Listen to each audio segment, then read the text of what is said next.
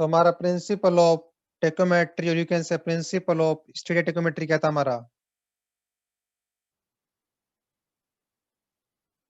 Ratio of the perpendicular to the base is constant means क्या?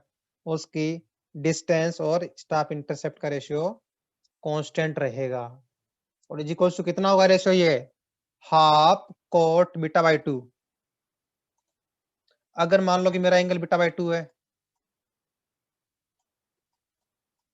Clear है? Total angle मेरा beta है तो ये कितना होगा? आप बीटा बाई 2 बीटा बाई 2 क्योंकि इक्वल है दोनों। तो इस ट्राइंगल के अंदर मेरा कोट बीटा बाई 2 क्या होगा?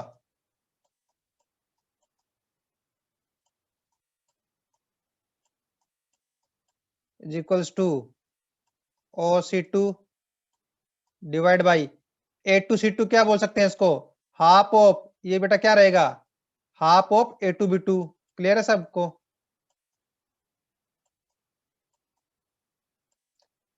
तो मैं ऐसे पूछ रहा हूँ, हाफ वहां ट्रांसफर कर दो टर्म को, हाफ को, तो क्या रहेगा?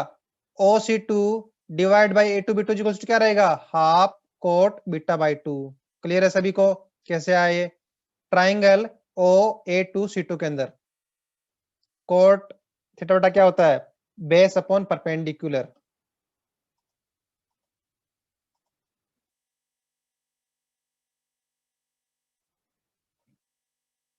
तो अभी हम लोग कुछ बेसिक डेरिवेशन देखने वाले इसके अंदर कि डिस्टेंस, हॉरिजॉन्टल डिस्टेंस का डेरिवेशन देखने वाले हम लोग टेक्योमीटर में।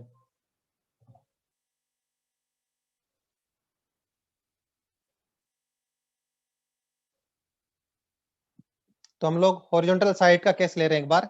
इसमें लाइन ऑफ साइट हॉरिजॉन्टल है। Consider the figure in which O is the optical center of the objective of an external focusing telescope. Clear है?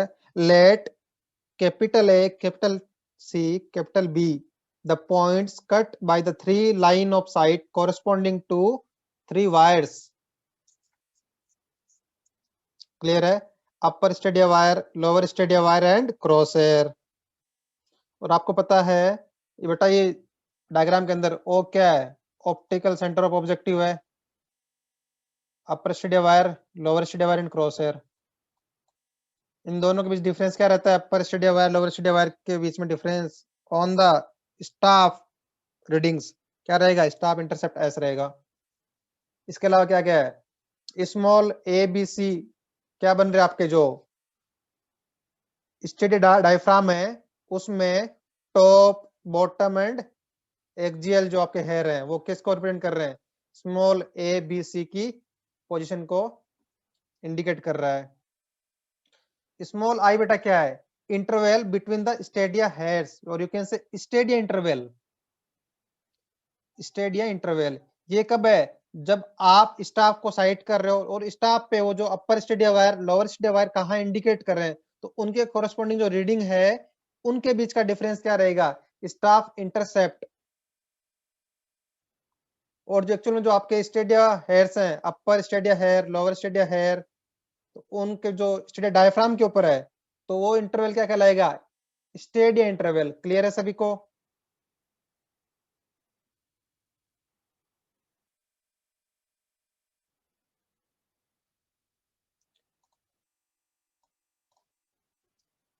एफ क्या बेटा? आपका फोकल लेंथ ऑफ ऑब्जेक्टिव, वो हमने स्मॉल एफ से इंडिकेट किया है, focal length of objective.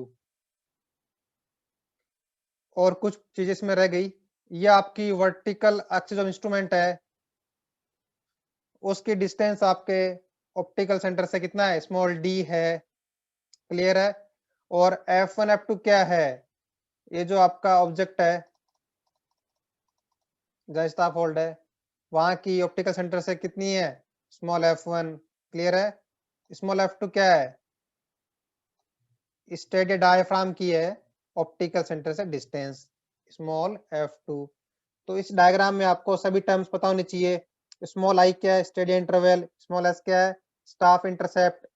Capital D क्या है? Horizontal distance. क्लियर है? Between the object and the instrument vertical axis. Small d क्या है? इंस्ट्रूमेंट की वर्टिकल एक्सिस की ऑप्टिकल सेंटर से कितनी ओरिजिनल डिस्टेंस है, F1 क्या है, ऑब्जेक्ट की ऑप्टिकल सेंटर से कितनी डिस्टेंस है, F2 क्या है, स्टेडी डायफ्राम की आपके ऑप्टिकल सेंटर ऑफ ऑब्जेक्टिव से कितनी डिस्टेंस है। क्लियर है? तो अब इनका यूज कैसे करना है? आप लोगों ने बेटा एक यू कैन से लेंस फॉर्मूला रीड किया होगा, जिन लोगों ने लेंस के बारे में फिजिक्स में पढ़ा है, कहीं सुना हो लेंस फॉर्मूला।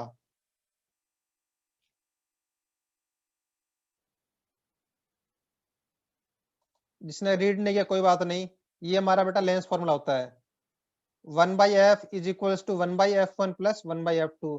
मीन्स क्या है, inverse of focal length is equals to inverse of किसका, कौन कौन सा डिस्टेंस बेटा, ऑप्टिकल सेंटर से जहां स्टाफ होल्ड ऑब्जेक्ट, जहां ऑब्जेक्ट हमारा है वहां की डिस्टेंस का इनवर्स, एंड जो हमारा स्टेडी डायफ्राम है उसकी ओ से डिस्टेंस का इनवर्स का एडिशन क्या देता है, इनवर्स ऑफ फोकल लेंथ देता है। तो कैसे याद रखेंगे, 1/f is equals to 1/f1 plus 1/f2, ये हमारा बेटा लेंस फॉर्मूला है। क्लियर है? और हमने क्या देखा था, प्रिंसिपल ऑफ बेटा क्या आपका, टेक्योमेट्री। सिमिलर ट्राइंगल हम क्या यूज कर सकते हैं, F1 और F2 का रेशियो किसको रिप्रेजेंट कर रहा है।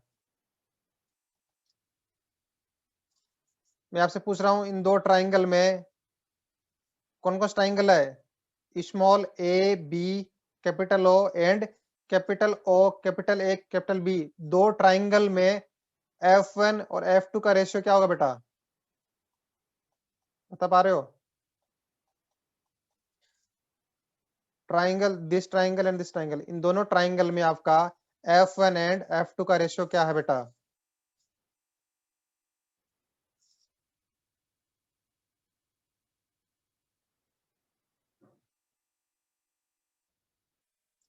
Capital S upon I. Clear है सभी को? F1 एंड F2 का रेशियो, ये सभी क्लियर है दोनों ट्राइंगल में?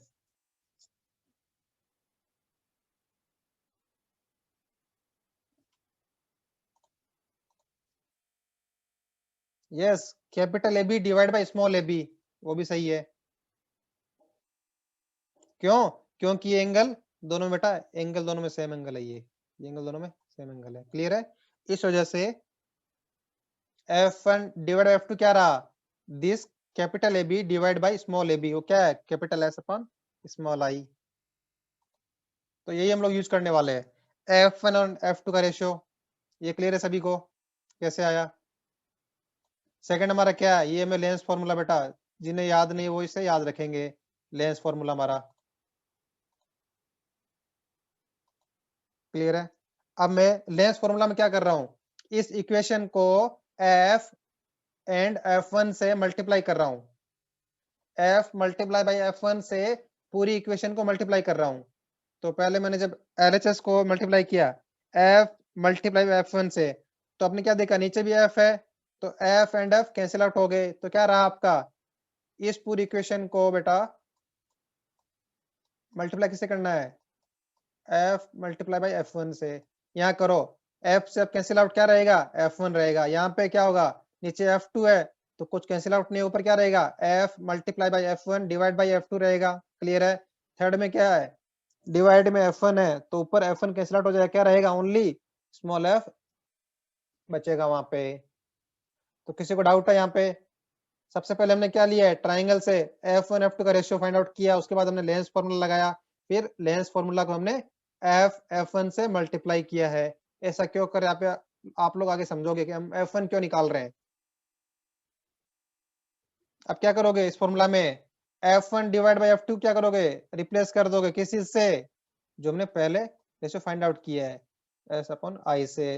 तो इसको रिप्लेस कर दो बेटा, यहाँ पे F1 क्या बच गया, S divide by I into F plus F. Clear है सभी को? यहां तक किसी को डाउट है, किसी को F1 कैसे आया?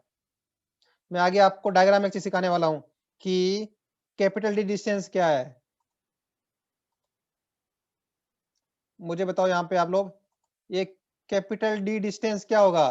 कैपिटल डी डिस्टेंस F1 के टर्म में कैसे लिखेंगे बेटा?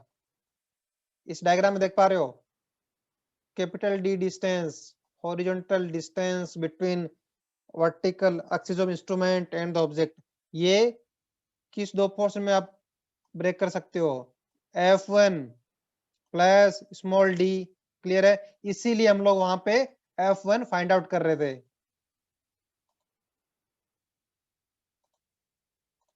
समझ में आया आप लोगों को F1 क्यों फाइंड आउट कर रहे थे हम लोग वहां पे? तो क्या करना है? हॉरिजॉन्टल डिस्टेंस कैपिटल डी क्या लिखोगे आप लोग? F1 plus D. क्लियर है? F1 की वैल्यू कहां से रिप्लेस करोगे? इस इक्वेशन से F1 को रिप्लेस करो बेटा। यहाँ पे क्या रहेगा? S divide by I multiply by F plus F plus D. Clear है? ये हमारा हो गया हॉरिजॉन्टल डिस्टेंस कैपिटल डी। इसको देखो मैं अरेंज कर रहा हूं, ध्यान से देखना।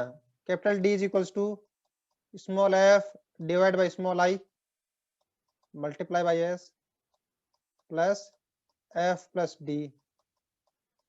यहां तक क्लियर है सभी को?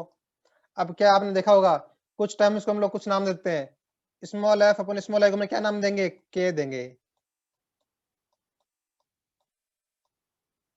ये एस रहेगा, सम कोई नहीं है। एफ प्लस डी को क्या नाम देंगे हम लोग? सी देंगे। तो आपका एक फॉर्मूला एक you can say easily remember करने के फॉर्म में आ चुका है। Capital D is equals to K multiply by S plus C.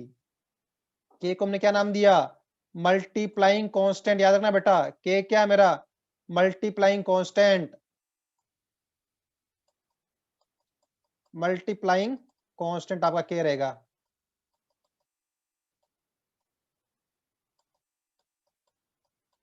Clear है? बेटा सी क्या रहेगा आपका?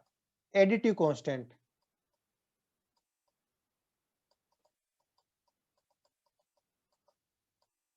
एडिटिव कांस्टेंट बेटा आपका सी रहेगा। तो मैं आपसे पूछूं मल्टीप्लाइंग कांस्टेंट के क्या होता है?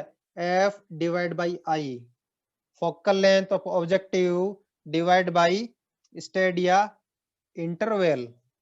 याद रहेगा सबको? के क्या है? मल्टीप्लाइंग कांस्टेंट है। वो क्या होता है? Focal length of objective divide by stadia interval. Clear है सभी को? सिमिलरली एडिटिव कांस्टेंट क्या है? C F plus D. F क्या? Focal length of objective. Small d क्या बेटा? आपकी ऑप्टिकल सेंटर ऑफ ऑब्जेक्टिव से वर्टिकल एक्सिस ऑफ इंस्ट्रूमेंट का जो डिस्टेंस क्या है वो रहेगा एडिटिव कांस्टेंट। याद रखना, आगे से कंफ्यूज नहीं होना कि ये डेरिवेशन कैसे आया। मेनली आपको फॉर्मूला ही आपके काम का है, आगे से डेरिवेशन उतना इंपॉर्टेंट नहीं है, लेकिन पता होना चाहिए कि ये कैसे आया फॉर्मूला। और इसमें के का मीनिंग क्या है? एक्चुअल में के क्या है? मल्टीप्लाइंग कांस्टेंट तो ठीक है, लेकिन एक्चुअल में किसे रिप्रेजेंट कर रहा है? के एफ अपन आई को रिप्रेजेंट कर रहा है। सिमिलरली सी किसको रिप्रेजेंट कर रहा है? एफ प्लस डी को रिप्रेजेंट कर रहा है।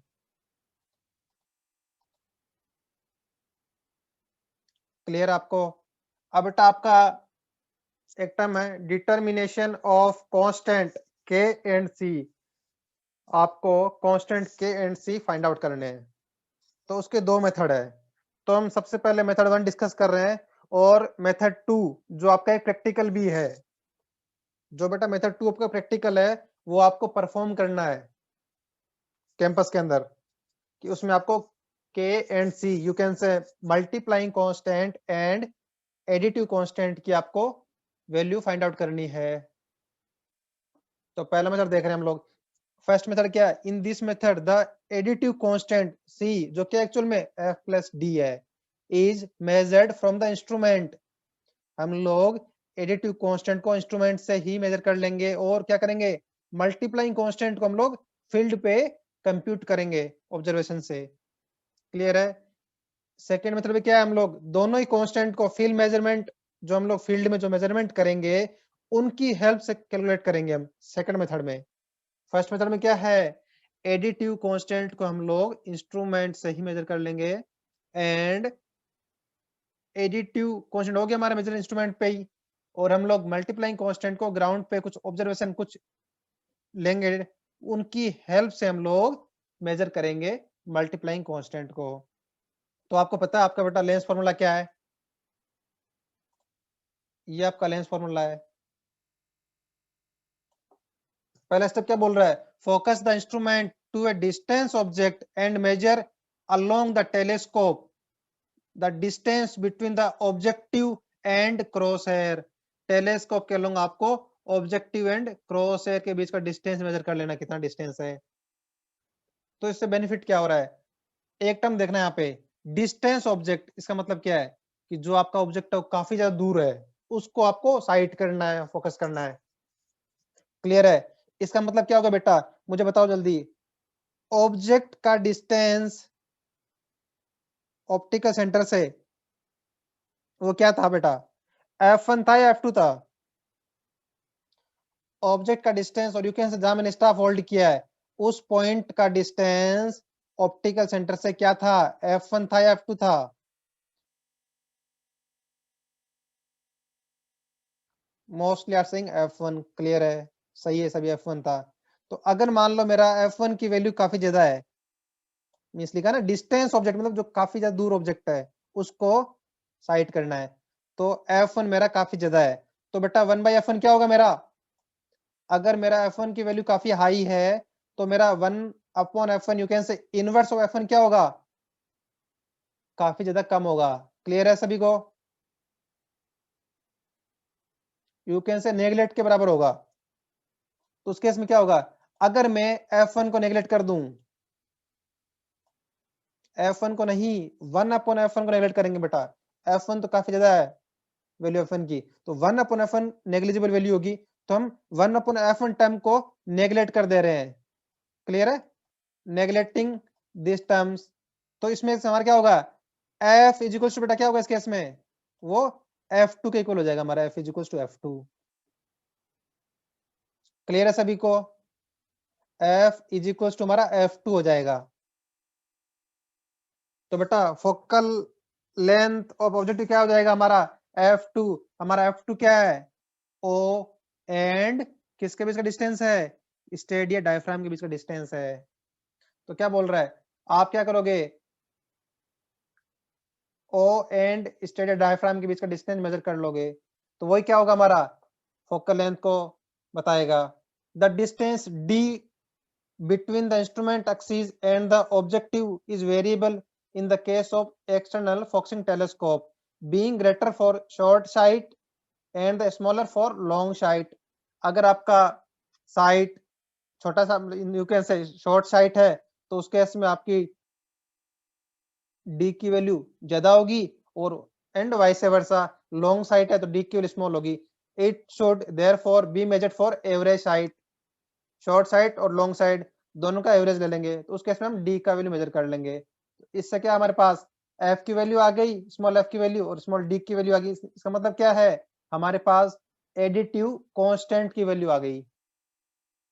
क्लियर है? हमने क्या एक उसमें यू कैन से एजम्पशन लिया हमने परफॉर्म करते टाइम कि हमारा जो ऑब्जेक्ट काफी डिस्टेंस है, मींस क्या F1 की वैल्यू काफी ज्यादा है, तो हमने 1/F1 को नेगलेक्ट कर दिया था, तो हमारे पास क्या आ गया वहां से? F is equal to F2 आ गया था। क्लियर है?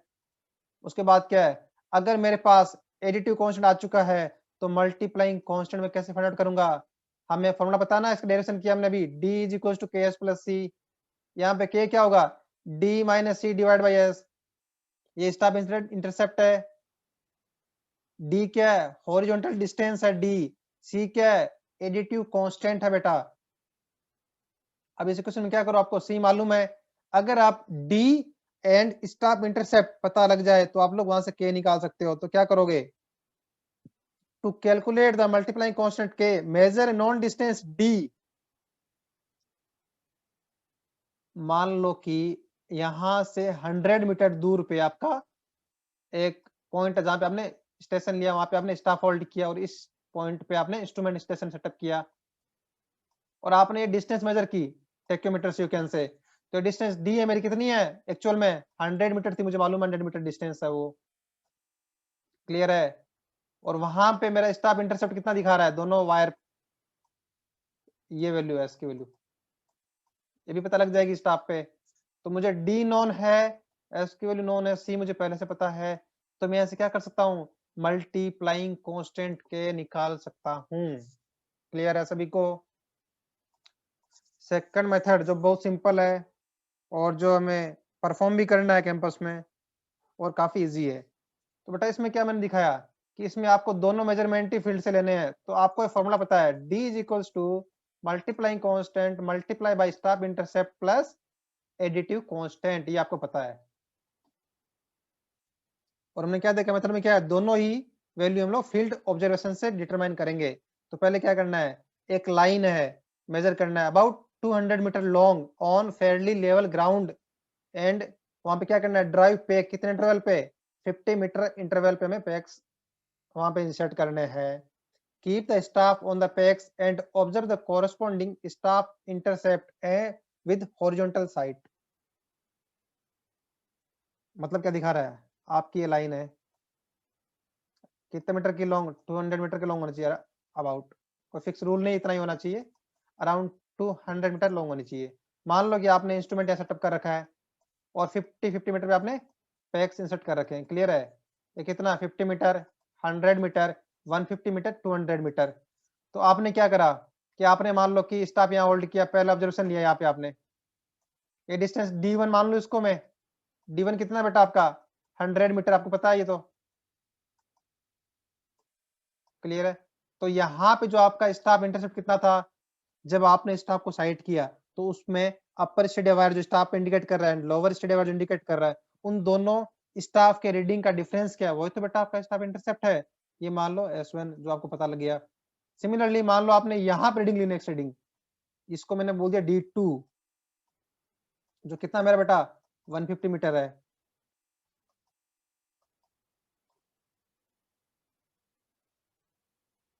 क्लियर है? यहाँ पे साइट किया तो आपने, और यहाँ जो स्टाफ इंटरसेप्ट आया उसको बोल दिया आपने S2। तो अभी आपने क्या किया है, दो नॉन पॉइंट मींस क्या है, जिनका हॉरिजॉन्टल डिस्टेंस मुझे पता है, दो नॉन हॉरिजॉन्टल डिस्टेंस वाले पॉइंट पे मैंने साइट किया और वहां पे मैंने स्टाफ इंटरसेप्ट नोट कर लिया, इसको मैंने S1 S2 बोला। अब बेटा क्या होगा, इसी इक्वेशन को हम यूज करेंगे, D is equal to KS plus C। तो जो मैं पहले ऑब्जर्वेशन को मैंने नोट किया 100 मीटर पे, वो मान लो D1 था, कितना था मेरा 100 मीटर था, उसको मैंने क्या बोला, D1 बोला। और इज इक्वल टू KS1 पता आपको, staff intercept at 100 metre point, तो KS1 प्लस C। सिमिलरली जो मैंने 150 मीटर पे जो मैंने ऑब्जर्वेशन लिया था स्टाफ इंटरसेप्ट वाला, उसको मैंने S2 बोला था। तो D2 क्या होगा, KS2 प्लस C। आपको पता है आपके पास दो इक्वेशन है बेटा, इक्वेशन 1 इक्वेशन 2, दो ही वेरिएबल आपके पास, K एंड C। कैसे फाइंड आउट करोगे, दो इक्वेशन दो वेरिएबल, इजीली फाइंड आउट कर सकते हो। क्या करो, इक्वेशन 1 में से इक्वेशन 2 को सब्ट्रैक्ट करो बेटा, तो क्या रहेगा, फॉर एग्जाम्पल आप इक्वेशन 2 में से आप इक्वेशन 1 को सब्ट्रैक्ट कर लो, क्यों, क्योंकि मेरा D2 वैल्यू ज्यादा है, 150 मीटर है जो मैंने मेजरमेंट लिया अभी। तो क्या करोगे, equation 2 minus equation 1, D2 minus D1, या बेटा 2 माइनस 1 करो आप, D2 माइनस D1 क्या रहेगा आपका, KS2 plus C minus KS1 plus C। देख रहे हो, C में C माइनस होगा, कैंसिल आउट कर दो उसको, तो यहां से K कॉमन ले लो, तो क्या रहेगा, D2 minus D1, K common ले लो बेटा, वहां पे अंदर क्या रहेगा, S2 माइनस S1। इस टर्म का ट्रांसफर कर लो डिवाइड में, तो K की वैल्यू क्या आ जाएगी, D2 minus D1 divide by S2 minus S1। D2 कितना था, 150 मीटर था हमारा, D1 कितना था 100 मीटर, तो D2 माइनस D1 कितना आ गया हमारा, 50 मीटर आ गया उस केस में। सिमिलरली S2 S1 पता थे, हमें नॉन थे, जितना वैल्यू रहेगा उसको पुटअप कर दो, यहाँ से हमारे पास क्या आ जाएगा, मल्टीप्लाइंग कांस्टेंट K का वैल्यू आ जाएगा। अब क्या करो, इस K को किसी भी एक फॉर्मूले में रिप्लेस कर दो, K को मान लो आपने K को यहाँ रिप्लेस कर दिया, तो यहाँ C क्या रहेगा, D1 माइनस KS1, तो क्या रहेगा D1 माइनस K, ये था, मल्टीप्लाई बाई S1। इसको सोल्व कर लो, एलसीएम ले लो, S2 माइनस S1, तो आपके पास क्या रहेगा, एडिटिव कांस्टेंट C की वैल्यू आ जाएगी। क्लियर है? तो बेटा आपका प्रैक्टिकल है टैक्योमीटर का, एक ही प्रैक्टिकल आपका, multiplying and additive constant find out करना। तो ये आपको परफॉर्म करना है कैंपस में इसी तरीके से। दो ऑब्जर्वेशन लेने दो पॉइंट पे जिनका मुझे हॉरिजॉन्टल डिस्टेंस नॉन होगा। पुटअप कर दो फॉर्मूला में, वो आपके पास के की वैल्यू और सी की वैल्यू आ जाएगी इजीली। जो हमारा लास्ट टॉपिक है बेटा, distance and elevation formula for staff vertical.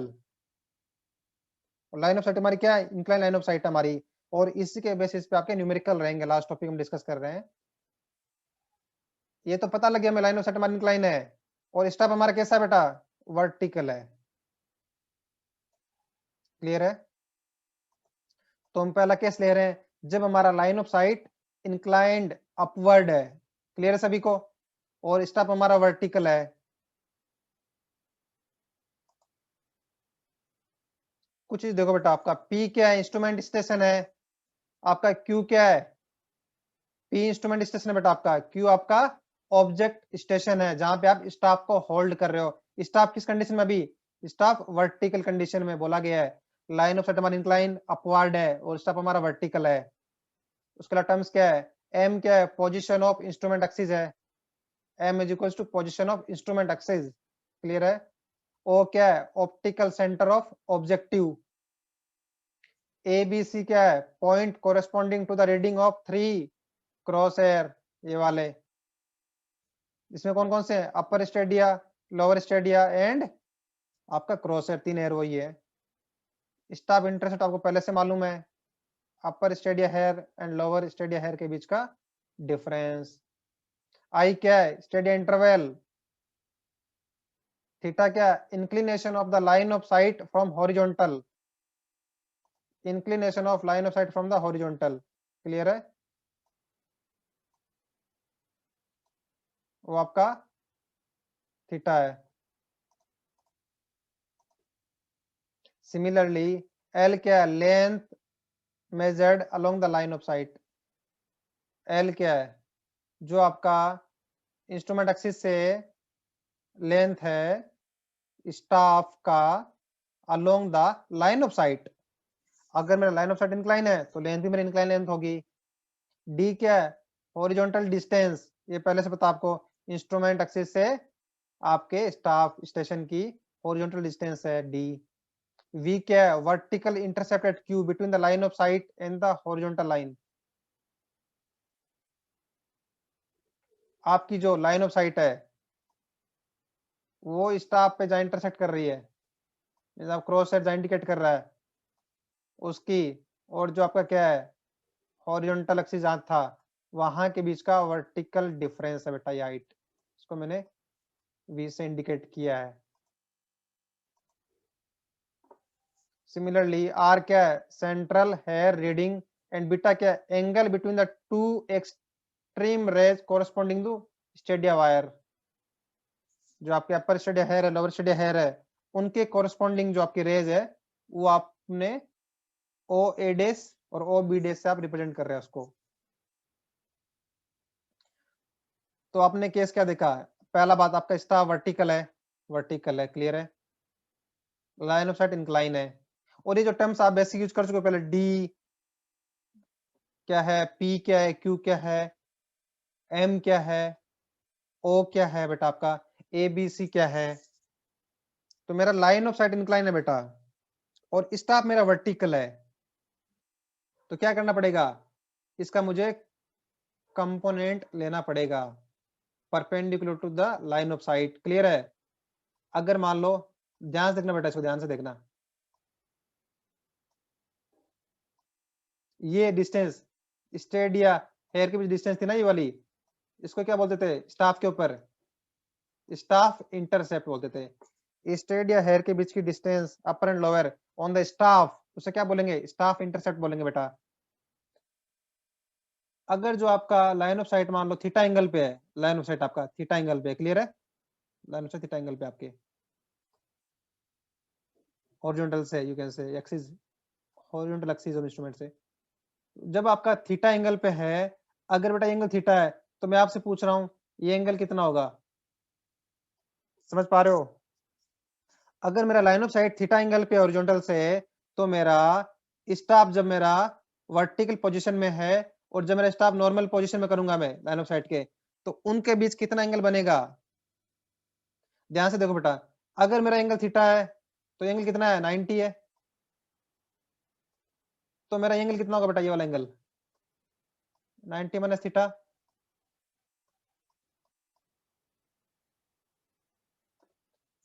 Correct है सभी को? और हमें क्या पता है? ये एंगल कितना है? 90 है। क्यों? अभी स्टाफ किस पोजीशन में है? Normal to the line of sight. जो बेटा मेरा A dash B dash position है स्टाफ की, वो क्या है? Normal to the line of sight है। ए बी क्या है? वर्टिकल है। तो ए डेस बी डेस एंगल कितना बनेगा हमारा? 90 डिग्री। क्यों? क्योंकि स्टाफ हमारा इस केस में normal to the line of sight है। अगर ये एंगल 90 माइनस थीटा है, पूरा एंगल मेरा 90 है, तो बेटा एंगल कितना होगा? ये वाला एंगल थीटा एंगल होगा। करेक्ट है सभी को?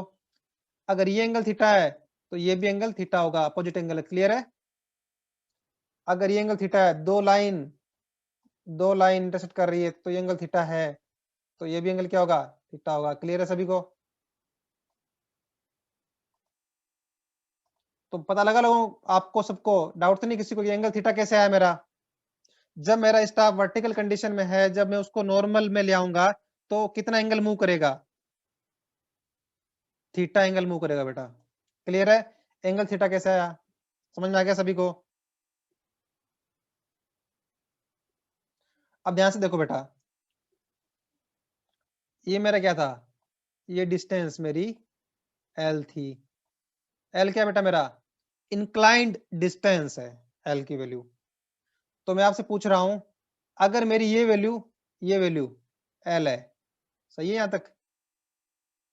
तो ये वैल्यू कितनी होगी उसकी? अगर ये एंगल थीटा हो, ये एल थी मेरी वैल्यू, तो ये वैल्यू कितनी होगी? L cos theta. किसी को डाउट तो नहीं है इसके अंदर कि d इज इक्वल्स टू मेरा एल कोस थीटा जाएगा? कंफर्म है सभी को? किसी को डाउट तो नहीं है? d is equals to L cos theta कैसे आया? सिमिलरली ये वैल्यू कितना होगा यहां से यहां तक का? L sine theta. क्लियर है सभी को? L sine theta. किसी को डाउट तो नहीं है कि एल साइन थीटा कैसा आया और एल कोस थीटा कैसा है? कंपोनेंट है बेटा एल के, अलोंग हॉरिजॉन्टल एंड वर्टिकल। एक और देखो चीज ध्यान से, ये स्मॉल आर क्या है? जब मैंने स्टाफ को साइड किया था, तो जो मेरा क्रॉस हेयर जहां पे बन रहा है, ये अपर हेयर लोअर हेयर था, क्रॉस हेयर जहां बन रहा है, वो रीडिंग कितनी है? यू कैन से, या उस पॉइंट की इस ग्राउंड स्टेशन क्यू से डिस्टेंस कितनी है, हाइट कितना है उस रीडिंग का? तो वो क्या है? स्मॉल आर है बेटा आपका, आपकी स्टाफ रीडिंग है। क्लियर है? क्रॉस हेयर की वो स्मॉल आर से रिप्रेजेंट की थी। तो आपने चीज देख ली कि एंगल थीटा कैसे हुआ, ये डिस्टेंस एल कोस थीटा कैसे हुई, ये डिस्टेंस एल साइन थीटा कैसे हुई, यहां से लेके यहां तक की डिस्टेंस। तो इसको बेटा में यूज करना है। सबसे पहले मुझे बताओ, along the line of sight, जो आपका फॉर्मूला क्या था? इसको अभी डी से कंफ्यूज मत होना, ये डी क्या था? Along the line of site distance थी, जिसको मैं यहाँ पे एल से रिप्रेजेंट कर दूं समझने के लिए। क्यों? क्योंकि मेरा यहाँ पे लाइन ऑफ साइट इंक्लाइन है और मैं हॉरिजॉन्टल डिस्टेंस को डी बोलता हूं, तो कंफ्यूज नहीं होना है। जो मेरा फॉर्मूला ना, डी इज इक्वल टू के एस प्लस सी, ये मेरा along the line of site formula मेरा। तो यहाँ पे मेरी लाइन ऑफ साइट क्या है? इंक्लाइन है। तो along the line of site में लेंथ क्या है? एल है बेटा।